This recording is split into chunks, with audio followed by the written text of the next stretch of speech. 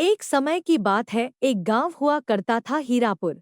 उस गांव में एक लड़की रहती थी जिसका नाम रिया था। रिया बहुत सुंदर लड़की थी पर बहुत घमंडी भी थी। वो अपने आगे किसी को भी कुछ नहीं समझती थी। रिया बहुत कम लोगों से मतलब रखती थी। एक दिन रिया अपने गांव से दूसरे गांव अपनी सहेली से मिलने जा रही थी। जिस रास्ते से रिया गांव जा रही थी उस रास्ते में एक बुढ़ी अम्मा रोजाम बेचती थी। उस बुढ़ी अम्मा की तबीयत बिल्कुल सही नहीं थी। वो रिया को आती देखकर उससे बोली, बेटा, मेरी तबीयत बिल्कुल सही नहीं है। बेटा, क्या तुम इस आम की टोकरी को उठा कर ले चलोगी मेरे घर तक? भगवान तुम्हें बहुत आशीर्वाद दे। मेरा घर पीछे ही है।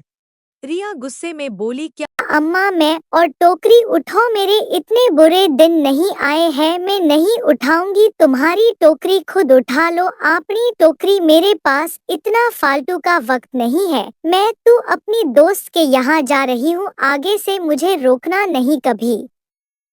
ये बोलकर रिया वहां से गुस्से में चली गई और अम्मा उदास हो गई।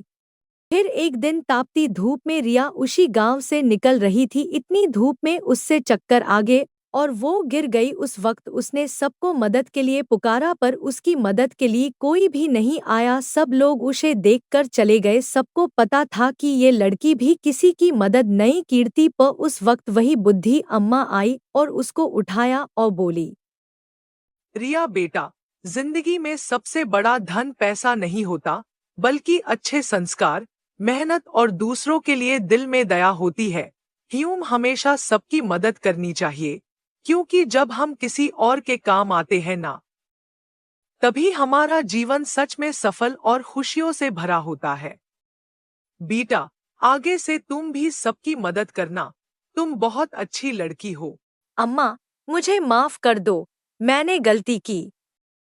अब मुझे समझ आ गया है कि हमेशा दूसरों की मदद करनी चाहिए।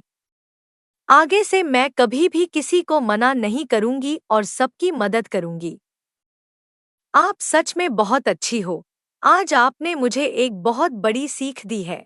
बच्चों, इस कहानी से सीख मिलती है कि हमेशा दूसरों की मदद करनी चाहिए। जिंदगी में पैसा और चीजें इतनी इम्पोर्टेंट नहीं होती जितनी कि इंसानियत, दया और प्यार। जो लोग बिना किसी स्वार्थ के दूसरों के काम आते हैं, वही सच में अच्छे इंसान होते हैं। कभी किसी को छोटा या कमजोर समझकर उसकी मदद करने से मना नहीं करना चाहिए, क्योंकि क्या पता कब किसी को भी किसी की जरूरत पड़ जाए। इसलिए हमेशा दिल से अच्छा बनो, सबके साथ प्यार से बात करो और जितना हो सके उतनी मदद करो। और दोस्तों, ये हमारी तान्या की पहली एनिमेशन वीडियो है। अगर वीडियो अच्छी लगे तो प्लीज़ कमेंट करके ज़रूर बताना। हमारी तान्या बहुत खुश हो जाएगी।